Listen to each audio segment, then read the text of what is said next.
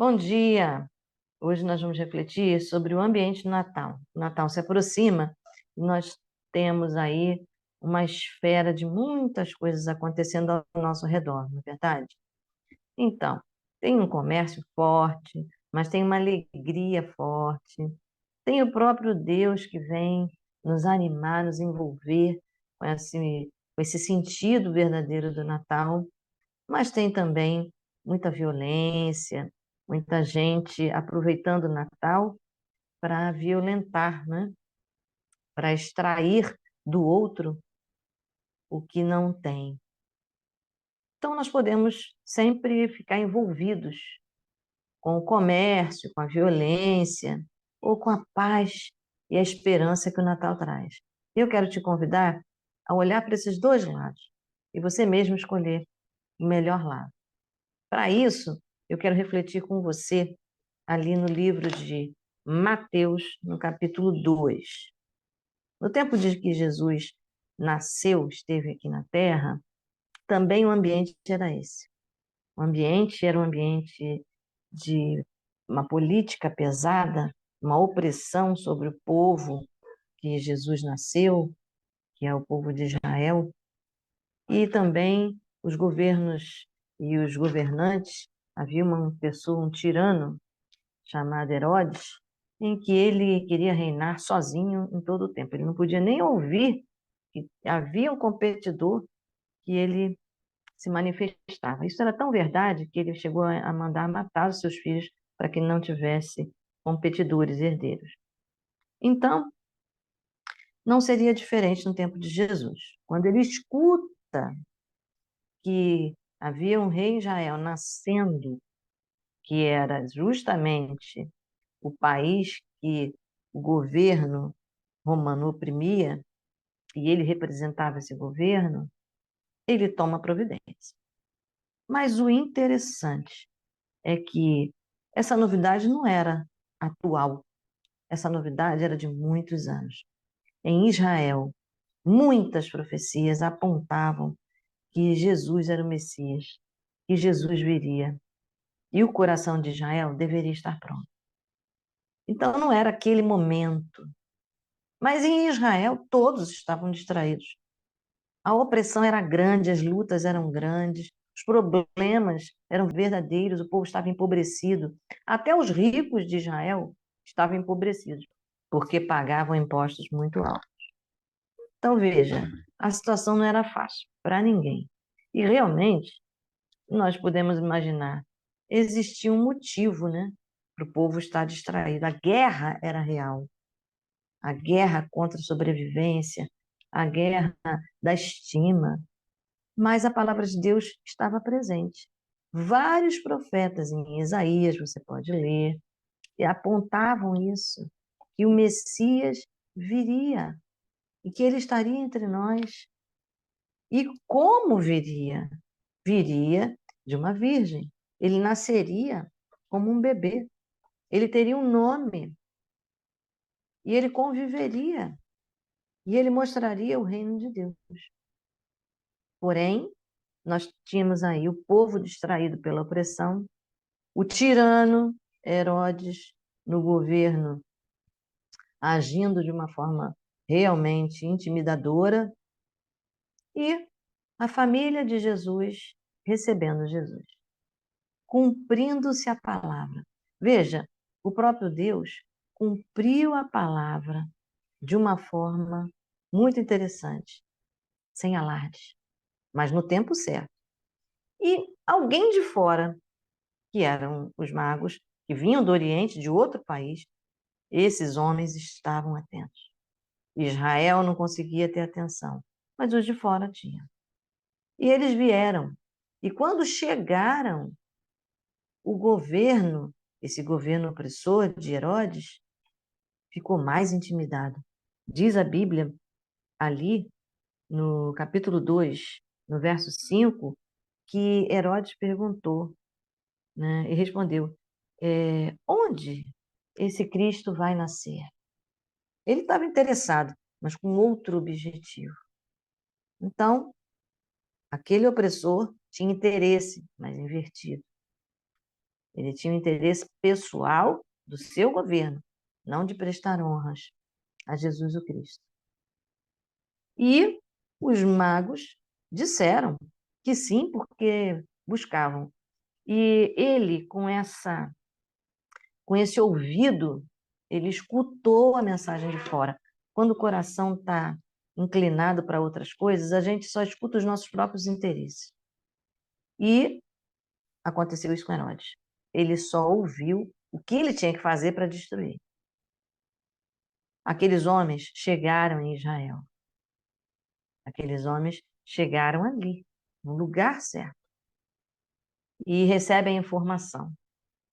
E o Herodes, que o vem de fora, ele diz: quando vocês souberem de alguma coisa, me avisam. Mas ele ficou atento. Veja, as pessoas estavam de fora e atentas. Às vezes a gente não percebe que é Natal, mas os comerciantes já perceberam, né? Cedo, o que vão fazer no Natal. Muitas pessoas já fizeram seus projetos, não é? Viajar, passear, sair. Mas em que momento a gente verdadeiramente vai se envolver com o sentido do Natal, adorar o Natal, programar a adoração ao Senhor? Eu quero convidar você a isso. Que não seja só no Natal, que seja o ano todo. Mas o período do Natal é um período que a gente separa para isso. Então, com o que é que nós estamos nos envolvendo nessa esfera, nesse tempo? Porque aqui no Brasil a gente tem Copa do Mundo, a gente tem muita coisa acontecendo ao mesmo tempo. A gente teve agora as eleições, a posse, é um movimento, mas eu quero te convidar nesse movimento a dar prioridade, a saber o que verdadeiramente Deus deseja de nós nesse tempo. E em todo o tempo. Mas lá, no tempo de Herodes, quando ele percebe que os magos não voltaram, porque Deus avisa, não volte. Não volte pelo mesmo caminho, não fale com Herodes. Ele então se enfurece. Então Herodes, esse homem, ele vive de informação de fora e ainda toma atitude errada com a informação que recebe. Quer mandar matar as crianças daquela idade para ver, então, já que eu não sei quem é o rei, mata todas as crianças e aí eu fico livre de qualquer jeito. Ele toma uma atitude radical e muito ruim. No entanto, os pais de Jesus, principalmente José, ele recebe a visita de um anjo. Ele recebe a visita de um anjo, ele sonha. Ele sonha que o anjo está falando com ele. E Deus diz: olha, foge daí, vai para o Egito, longe, e esconde o menino lá. Como é que Deus falou? No interior dele. Deus deu um sonho. A mente de José era uma mente voltada para Deus. Deus podia falar em secreto, no oculto. Deus podia falar em intimidade com José. Nós precisamos ter uma mente assim, né? Uma mente de José, em que Deus tenha condição de falar conosco, em que a gente tenha condição de perceber o que Deus está falando conosco e sermos guiados até para longe, mas para cumprir a vontade de Deus, para preservar o que Deus está falando. Algumas vezes a gente tem que se afastar um pouco, né, dessas informações todas que estão ao nosso redor e tirar aquele tempo para escutar a Deus. Porque senão a gente fica igual a Herodes, envolvidos com a guerra, envolvidos com a perseguição, envolvidos com a questão política, e nem o sacerdócio estava atento nesse tempo aqui, mas os magos de longe estavam. E os magos não eram religiosos. Interessante, né? Veja, Deus então fala com José mais de uma vez. Olha, agora você pode ir para o Egito e agora você pode voltar para o Egito anos depois. José tinha essa mente aberta. Hoje nós temos a presença do Espírito Santo, quando recebemos Jesus como Senhor e Salvador, quando nos arrependemos de dirigir a nossa vida e pedimos, Senhor, dirige a nossa vida. Nós recebemos o Espírito Santo, Jesus, e o Espírito, a mente de Jesus está em nós, para nos guiar, para falar conosco, para nos tirar desse roldão, dessa agitação. E o interessante é que Deus falou com José enquanto ele sonhava, enquanto ele descansava. A Bíblia diz que Deus dá aos seus filhos enquanto dorme. Deus toma providências. Deus não atrapalha nem a nossa rotina. Por outro lado, a Bíblia diz também que Adão dormiu. E ali, enquanto ele dormia, Deus deu uma surpresa maravilhosa. Deus trouxe Eva. Deus tirou uma parte dele e formou Eva, uma companheira, aquilo que ele precisava, até para dar continuidade. Não perca o seu sono com a guerra. Não se perca. Deus fala conosco em todo o tempo. Se estivermos ocupados, distraídos, José devia ter muitas atividades ali com Jesus, com a esposa, com o bebê. Mas Deus achou um tempo para falar com ele, ainda que fosse no sono. E nós? Estamos arranjando, entregando a nossa mente quando estamos acordados ao Senhor? E a nossa mente também, quando estamos dormindo? Entregamos a Deus para que Deus tenha tempo para falar conosco em todo o tempo? Eu quero convidar você a entregar sua mente ao Senhor, seu coração ao Senhor, para que Deus tenha liberdade para falar em todo o tempo com você, para que você não fique ouvindo a mensagem de Deus e furioso, como Herodes, distante do foco. Jesus não perdeu o foco nem um minuto quando esteve na terra. Em todo o tempo, Jesus sabia se afastar, pegar o barquinho e ir lá para o mar, sabia chamar os discípulos para, em particular, orar. E você e eu? Será que nós estamos tendo esse tempo? Ou estamos dizendo, não, dezembro tem muitas coisas, eu tenho muitas tarefas. E quando dorme, ainda dorme de exaustão? Eu quero te convidar a separar um tempo.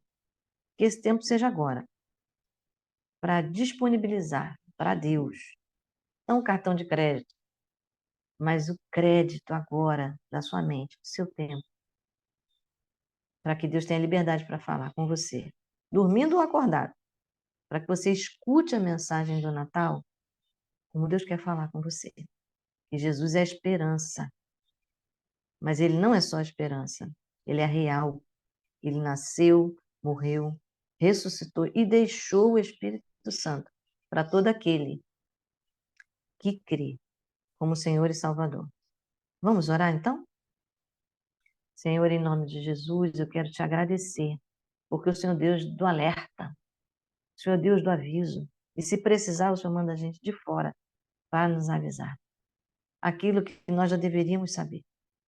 Ajuda-nos a termos os ouvidos na sintonia que o Senhor deseja. Que a gente olhe e escute o Natal como um momento de adoração. Que para nós seja Natal todo dia. Por isso nós te pedimos em nome de Jesus. Disponibiliza, Senhor, o nosso coração. Disponibiliza, Senhor, a nossa mente. Quando estivermos acordados ou dormindo, que o Senhor tenha liberdade para falar conosco, assim como o Senhor falou com José. Que nós estejamos verdadeiramente envolvidos no tempo certo, com a coisa certa. Em nome de Jesus. Ajuda-nos, Senhor, a resolvermos as coisas da nossa rotina como José resolveu, mas termos tempo para deixar o Senhor falar e obedecer. E muito obrigada, porque o Senhor já falou. O Senhor já enviou Jesus como Salvador. Agora, Senhor, perdoa os nossos pecados. Perdoa o tempo em que a gente anda governando a nossa vida, inclusive nesse tempo de tanta agitação. E ajuda-nos a te dar a honra, o louvor e a adoração verdadeira. Em Cristo Jesus nós oramos. Amém. Amém. Bom dia para você.